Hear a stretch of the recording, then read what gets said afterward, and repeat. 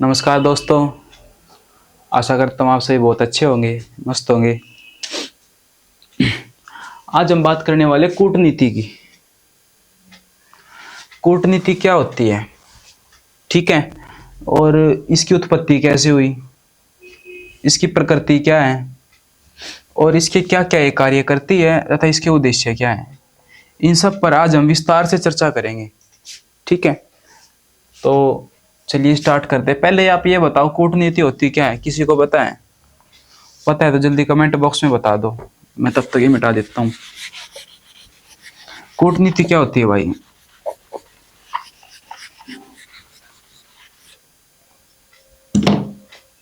पहले इसके मीनिंग से ही देख लेते हैं। कूटनीति का क्या अर्थ होता है?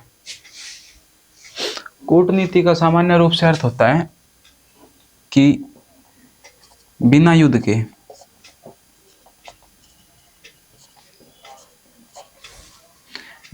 समझौते करना, बातचीत करना। ठीक है, कूटनीति का मुख्य उद्देश्य ये होता है कि शांतिपूर्वक सारे समझौते हो जाओ, संधि हो जाओ। ठीक है, लेकिन रोड़े ना हुआ है, युद्ध पे विराम का काम करे, युद्ध होने नहीं चाहिए।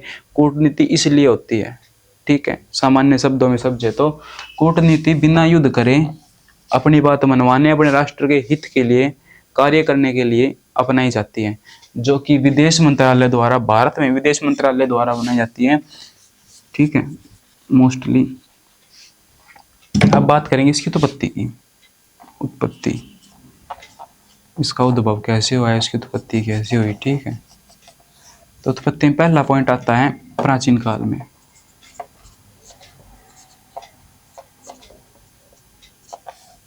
ठीक है,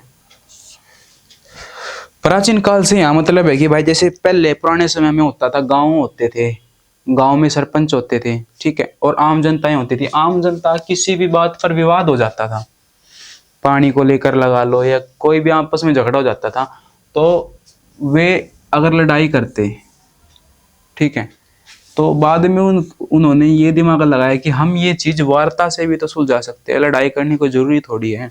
फिर वे वहां के सरपंच दौरे जान लग गए, अगर साम्राज्य है तो वहां के राजा दौरे जान लग गए, फिर वो उनके समझौते करवा देते थे। इसी प्रकार प्राचीन समय में चाणक्य, चाणक्य, चाणक्य तो सभी जानते होंगे। चाणक्य ने मंडल सिद्धांत दिया था, एक मंडल सिद्धांत की नींव रखी।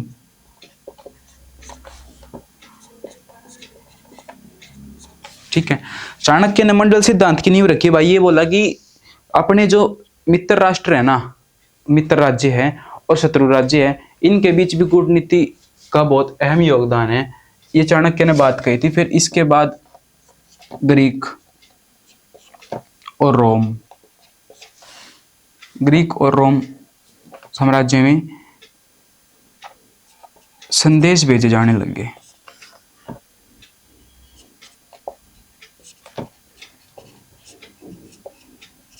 ठीक है, ग्रीक और रोम देशों में संदेश भेजे जाने लगे। एक राजा अपने दूसरे देश में, दूसरे जो राज्य होते थे उनके पास संदेश भेजने लगे, जिससे कि इसकी उत्पत्ति का आरंभ हुआ। ठीक है, ये थे इसके प्राचीन काल में। ये मुख्य रूप से दो बातें हैं। ठीक है, फिर आ जाएंगे इसके मध्यकाल में।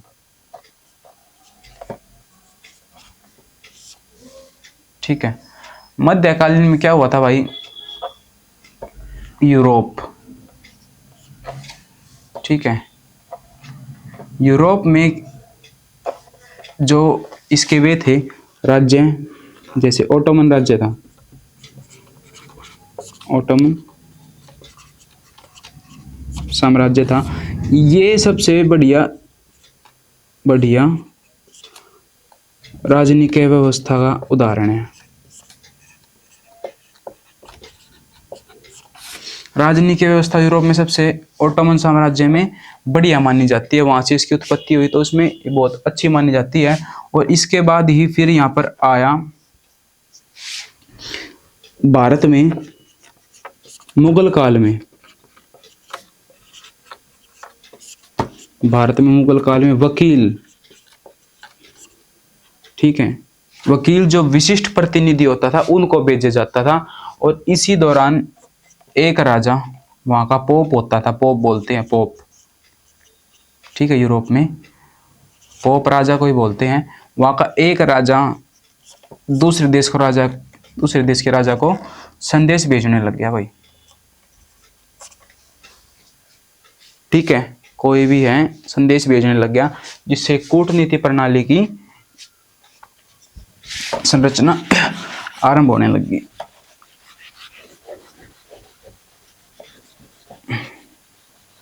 अब आता है मॉडर्न डिप्लोमेसी। कूटनीति का इंग्लिश में बात करें तो डिप्लोमेसी होता है, ये बात भी ध्यान रखना।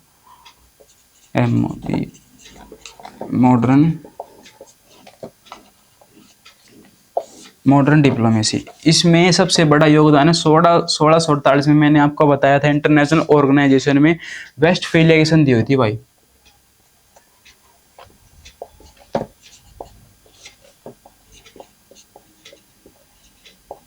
वेस्टफेलिया की संधि हुई थी, जो सबसे बड़े बदलाव का कारण है इसमें, क्योंकि इसने ही प्रत्येक राज्य को प्रत्येक देश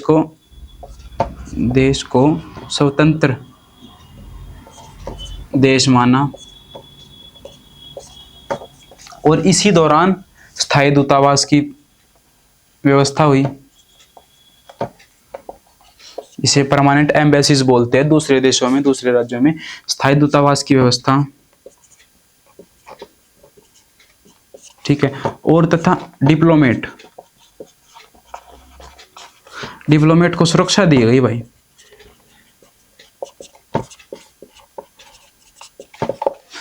समझ रहे हो मेरी बात को? एक तो इसमें 1648 में वेस्टफेलिया की संधि हुई, जो सबसे बड़ा बदलाव का अहम रोल मानी जाती है। इसमें देश को स्वतंत्र देश माना गया, जितने भी देश है उनको स्वतंत्र देश माना गया, जिससे कि वे अपनी कूटनीति का प्रचार प्रसार और युद्ध विराम रोक कर सके। स्थायी दूतावास की व्यवस्था की गई। ठीक है, परमानेंट एम्बेसीज की व्यवस्था की गई, डिप्लोमेट को सुरक्षा दी गई, जो राजनीति है उनको सुरक्षा की व्यवस्था की गई। ठीक है, ये थी इसकी उत्पत्ति समान भाषा में, बिल्कुल। और चाहे कितनी बढ़ा दो, लेकिन जो मेन है वो यही है। ठीक है, अब इसकी बात करते हैं प्रकृति की। इसकी प्रकृति कैसी है?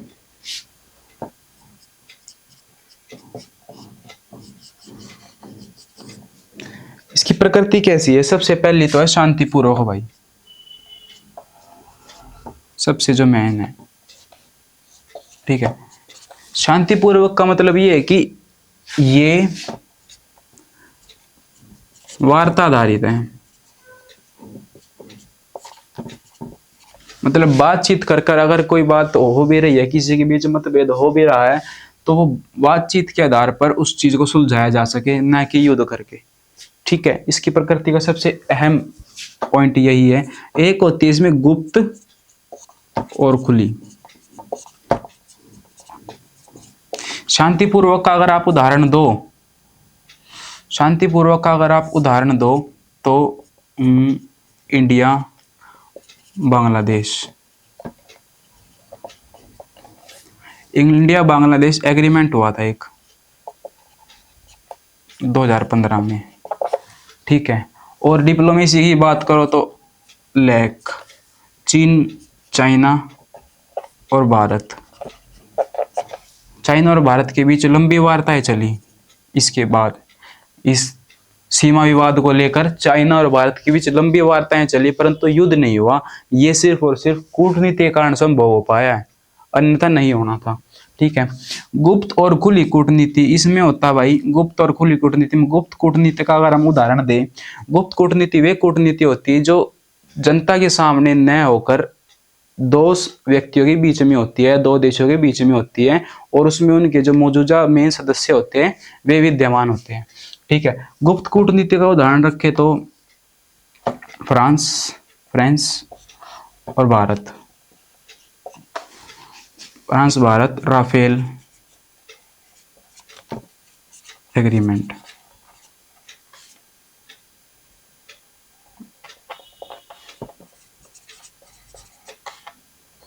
राफेल कन्वर्सेशन लगा लो, कन्वेंशन बात।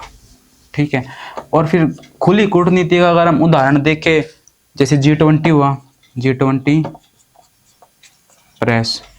ठीक है, ये गुप्त और खुली कूटनीति के उदाहरण है। ये भी कूटनीति का प्रकार है, उसकी प्रकृति है।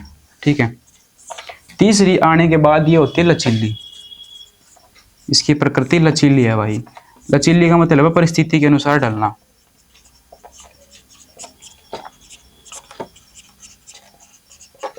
ठीक है, परिस्थिति के अनुसार से मतलब यह है कि कहां पर क्या बोलना है, कितना बोलना है, ये भी कूटनीति का एक भाग है। अब इसके उदाहरण के तौर पर लगा लो, रूस का यूक्रेन का युद्ध चल रहा था। ठीक है, लेकिन भारत न तो रूस की निंदा कर रहा था और न ही उस पर कोई विवादित बयान दे रहा था। ठीक है, वो मध्यस्थता बनाए हुए इन पर इनका युद्ध रुकवाने की कोशिश में था, लेकिन अपने संबंध नहीं बेकार खराब कर रहा था। ये लचीली इसी प्रकार होती है। ठीक है,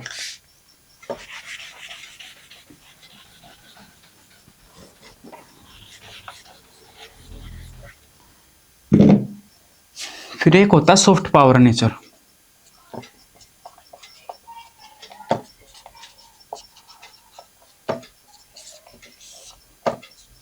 सॉफ्ट पावर नेचर से मतलब है कि यहाँ पर जैसे इंटरनेशनल योगा डे है,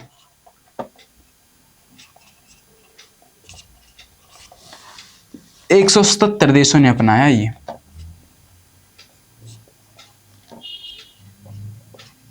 समझ रहे हो मेरी बात को? जो इंटरनेशनल योगा डे है, जिसका कॉन्सेप्ट भारत ने दिया था, 177 देश ने अपनाया है। और यही कल्चरल डिप्लोमेसी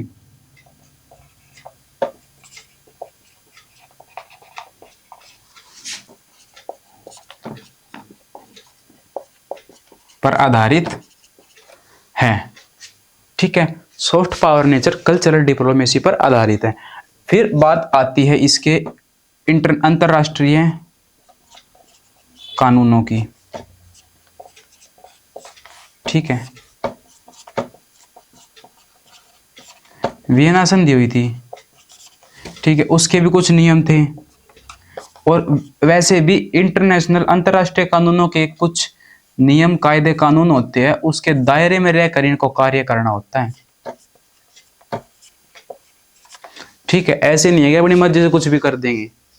ठीक है, अंतरराष्ट्रीय कानून भी कोई चीज है, और इसी प्रकार एक दीर्घकालीन प्रक्रिया है। दीर्घकालीन प्रक्रिया से मतलब है कि कोई चीज लंबे समय तक चलना। ठीक है, कूटनीति के जरिए कोई चीज लंबे समय तक चलना। उदाहरण के तौर पर अगर मैं आपको बताऊं तो जैसे WTO पर कोई वार्ता है, वर्ल्ड ट्रेड ऑर्गेनाइजेशन पर कोई वार्ता है, वो वर्षों वर्षों तक चल जाती है भाई।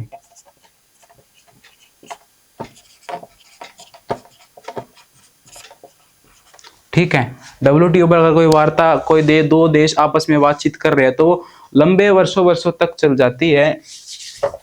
ये दीर्घकालीन प्रक्रिया है इसकी। ठीक है, ये थी इसकी प्रकृति। अब बात करेंगे इसके उद्देश्य हैं। क्या क्या इसके उद्देश्य हैं?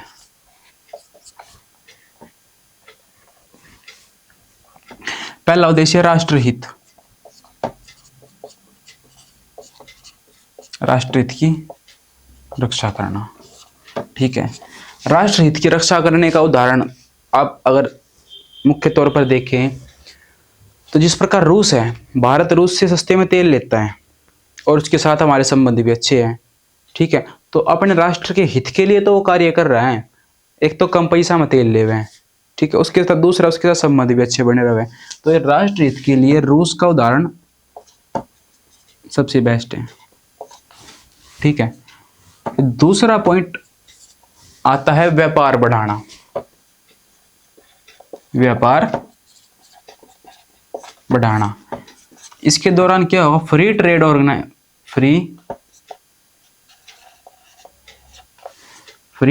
एग्रीमेंट।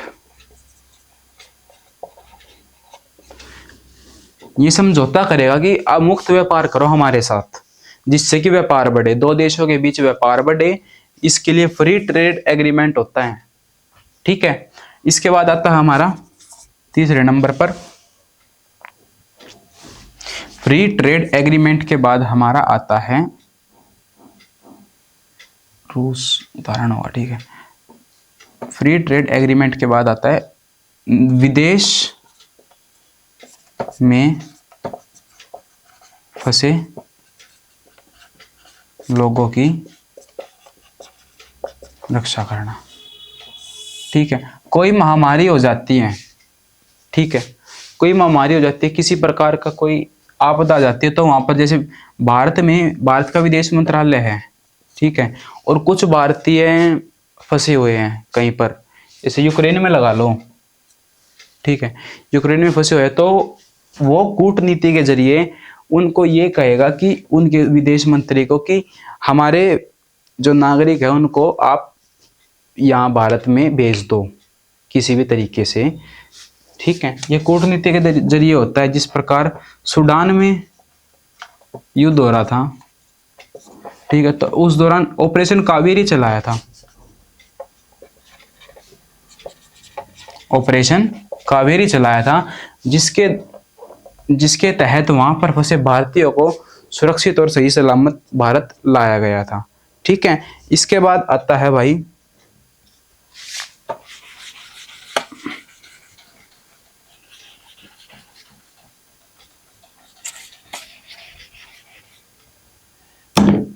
ठीक है,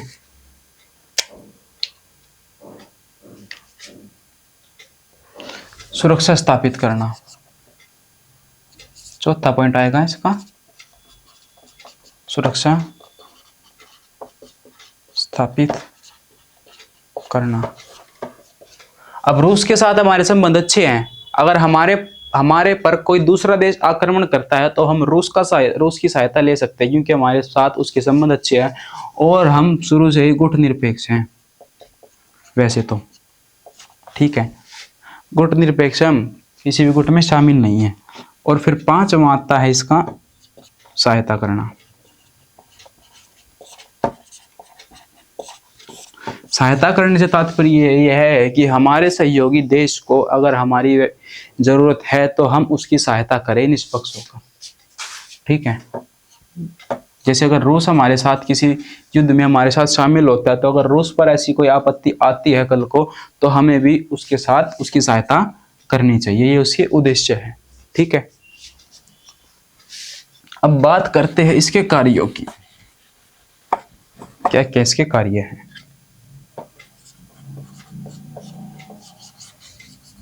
ठीक है, अब इसकी बात करें कार्यों की। पहला क्या, वार्ता और समझौते।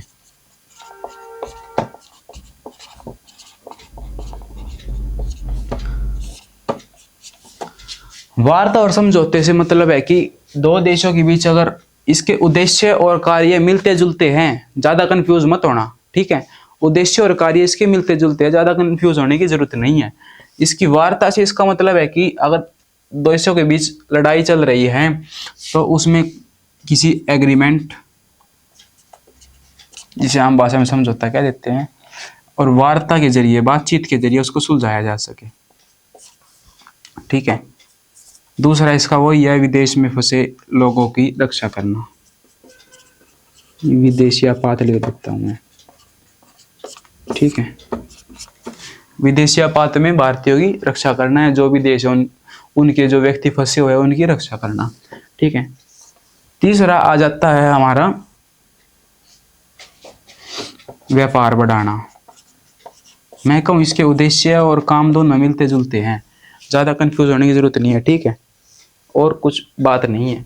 व्यापार बढ़ाना आपको मैंने बताया था पिछली बार, फ्री ट्रेड एग्रीमेंट के द्वारा या किसी भी संधि के द्वारा वो व्यापार अपना बढ़ा सकते हैं दूसरे देशों के साथ। ठीक है, फिर चौथा इसका देशों को जोड़ना।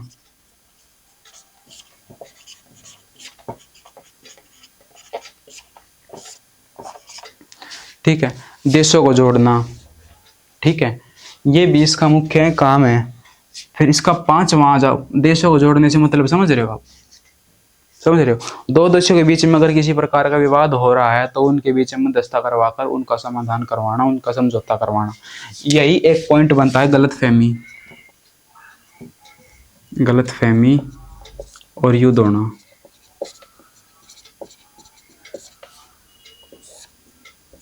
ठीक है, गलतफहमी और युद्ध मुख्य रूप से जो जैसे किसी देश का है, दो देशों का आपस में सीमा विवाद है, यहाँ पर बना देता हूँ मैं। ये हो गया चीन, ये हो गया भारत, ये सीमा है, ठीक है। भारत कह रहा है ये मेरी है, चीन कह रहा है अगर ये मेरी है, तो इन देशों के बीच अगर सीमा विवाद चल रहा है तो वो होगा फ्लैग मीटिंग।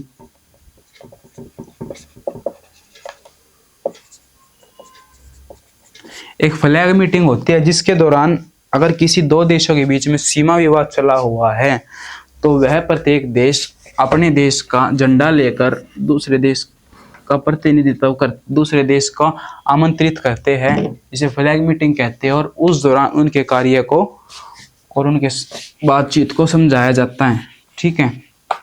उनकी जो भी समस्या या गलतफहमी उनके बीच में हो रही है उनको दूर किया जाता है। ये मुख्य रूप से कूटनीति थी, ठीक है। कूटनीति जो है वो बहुत महत्वपूर्ण है प्रत्येक देश के लिए। इसके बिना व्यापार किया ही नहीं जा सकता, इसके बिना समझौते नहीं हो सकते, इसके बिना अगर दो देशों के बीच में रोल रहता है सुलझाए जा ही नहीं सकते। कूटनीति बहुत अहम योगदान देती है अपना प्रत्येक देशों के अंदर, ठीक है। आज के लिए बस इतना ही, आशा करता हूँ आपको समझ में आया होगा। और अगर कोई भी चेंजेस करने हो तो प्लीज़ कमेंट सेक्शन में मुझे एडवाइस या सुजेशन जरूर दे। धन्यवाद।